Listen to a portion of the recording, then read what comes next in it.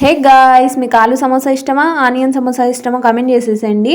ఇక్కడ వచ్చేసరికి ఆలు సమోసా ప్రిపరేషన్ చూపిస్తున్నాను. ముందుగా ఒక ప్యాన్ తీసుకోండి, అందులో కొద్దిగా ఆయిల్ వేసుకోండి.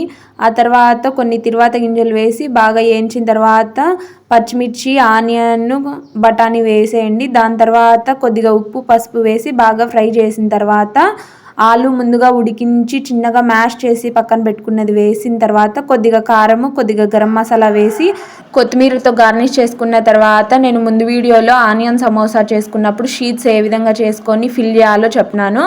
అదేవిధంగా స్టఫ్ ఫిల్ చేసి ఇక్కడ ఆలు సమోసా కాబట్టి ఆలు స్టఫ్ ఫిల్ చేసి ఈ విధంగా ఆయిల్లో ఫ్రై చేసాము.